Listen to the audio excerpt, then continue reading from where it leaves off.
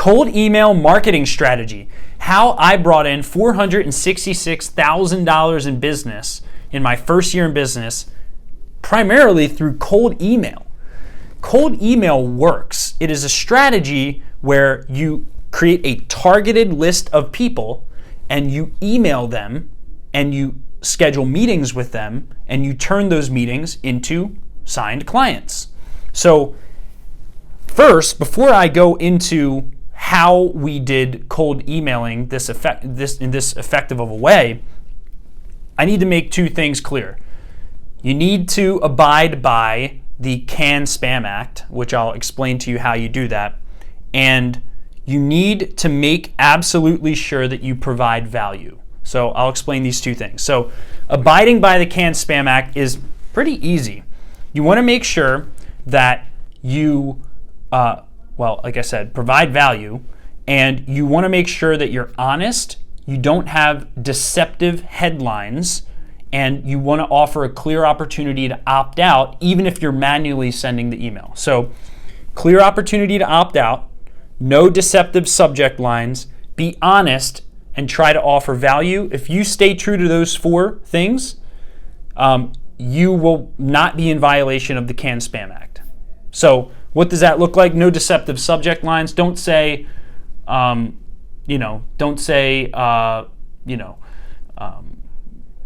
guarantee some result or, anything that's misleading as to the context of your message. Clear opportunity to opt out. You can do this with any of your email providers. Just say, want to stop receiving these emails, click here. Be honest, okay? This is not a place to make huge, unreasonable claims in your email. And lastly, provide value. Help people. That's the best way to get true. The problem with cold email is people feel like it's like you get people who are very skeptical when they hop on a call with you. The way to solve that is to offer actual value through, whether it's screenshots, actual data that's valid for their industry and their niche. Think through how you can really offer someone value in their niche. Another thing before I go in, I didn't want to bring up is make sure you're very careful if you try and send emails from your domain. So for example, our company's domain is smbteam.com. If you send emails from, sales at smbteam.com or, anything at smbteam.com, you run the risk of getting flagged as spam. So the way to get out of spam is to make sure that you use a process where you're getting a good response rate from your emails. So I'll go deeper into that. So how do you get started on this? Well, step one is you need a quality list. So for us, we went on Upwork.com, which is a freelancer website. We found a company in Bangladesh, I believe, to do lead research for us. We gave them criteria. We want to go after these types of people in this area, and here's how we want you to find them. We used LinkedIn Sales Navigator to generate our list. We searched for people who had the word attorney in their profile and were likely to have more than 5 employees, and we pulled this huge list, and then once we had that list pulled, we segmented it by practice area. So, divorce lawyers, criminal defense lawyers, personal injury lawyers, etc. And then we made targeted messages for each niche. And it worked really well because they were specific to the niche in which we were emailing them about. So the quality list that you create is the most important thing. Like if you email people who aren't ever going to be interested in your services, all of the rest of the actions don't matter, right? If you're emailing the wrong audience, you can do as much work as possible on your campaign and it still won't work. So make sure you have a list that is actually within your target market and you will be good to go. Okay, next you want to use BriteVerify, BriteVerify, or Kickbox, Kickbox. You want to use these two sources to run, once you get a list created by someone who you outsource to, once that list is created, then what you want to do is you want to run it through one of these softwares to remove all of the invalid emails that are likely to have a high bounce rate and or aren't going to receive your emails.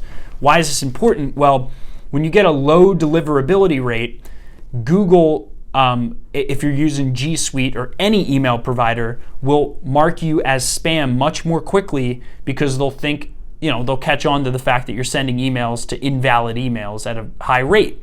So you want to solve that by scraping your list for invalid emails using one of these softwares. So you have a quality list with your target market broken down by niche, okay? You have scraped your list. Then the next step is, I always recommend using G Suite, a paid account. But you want to use a URL for your G Suite that's slightly different from your main URL.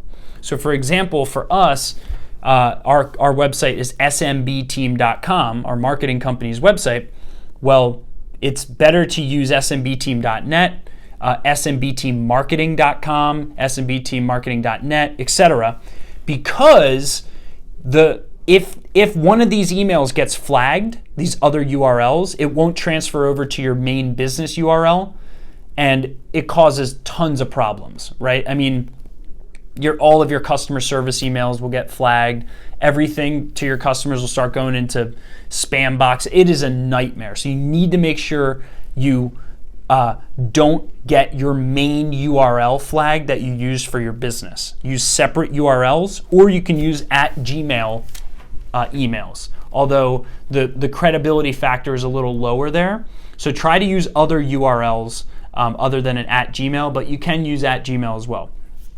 So then, once you choose what your domain's going to be, then the next step is configure your new email. So what I mean by that is configure your from line, your signature, okay, and really like the look and layout of your email, because that's going to be important, right? The from line is the name associated with your account. It's better to have that be from a person than from a company, just because you get a higher conversion rate when it's a person, okay? So your from line, and then your signature is key, because people sometimes won't even read your message. They'll glance it and then they'll go down and they'll say, let's see this person's website. Boom. In the footer of your email, you can have a link to your main website. That's not going to affect your website if people click the link on an email that maybe gets banned in the future. It's not going to have any impact on your website. Another thing you can do is, if you use, in this example, smbteam.net instead of .com, you can actually do a redirect from smbteam.net to smbteam.com in case they cut and paste the URL in your email and go to do more research on you. And that also will prevent any carryover regarding your email account getting flagged ever in the future, if that happens.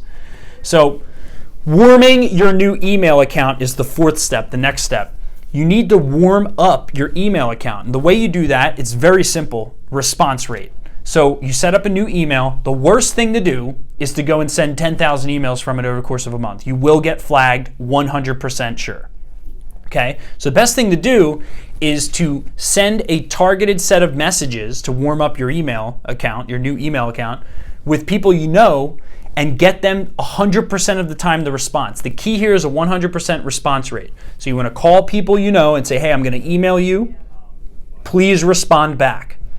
And make sure that they agree before you send it. So you get a 100% response rate. And do this across different platforms. If you know someone who has an @AOL account, if you know someone who has an Outlook account, someone who has a Yandex account, etc., if you're using G Suite, try to diversify your responses from the email sources you get responses from. Next, and this is something that everyone skips, is the sequence creation. Okay, your messaging sequence. What's email number 1? What's email number 2? What's email number 3 for one person? What we found works here is the sequence works best if it is sent to within the same email thread, right? So let's say you send someone an email, opportunity to help you with X, screenshots attached, whatever. The worst thing to do is if they don't open that email, or if they open it and don't respond, the worst thing to do is to just send a separate email, right? A separate titled email. The best thing to do is to send them another email within that same email chain. Okay, so to press reply all and send them an email within that chain, because then that's going to show up in their inbox with a 2, right? And that's going to make them more likely to respond, and it shows more commitment and less of like a spray and pray approach when you're reaching out to them. So create a sequence. Sequence 1, sequence 2, sequence 3. One person who's really good at this is, his name's Alex Behrman. He has a YouTube channel on cold email strategies. He has some great tactics on how to do headlines. But my advice regarding copywriting, headlines, first sentence, these things are very important. Don't overcomplicate it. Don't make it paragraphs. Don't make it a million screenshots. Make it, hey, I noticed X, Y, and Z with you. Or you know, for us, we do it for digital marketing. So it's like, I noticed, you know, your Google My Business isn't properly set up. Here's a screenshot. Let me know if you want us to help. Then the next one would be, you know, hey, just making sure this didn't go to the bottom of your inbox. Let me know if I can help. And then the last one would be, hey, do you want to hop on a quick call so I can fix this for you? Right? That's a genuine, helpful sequence. Find how that works for your niche, and you'll be in business with your sequence. Now, I also say sequence creation, not just relating to email. A lot of people make the mistake of thinking they can just send emails and book calls.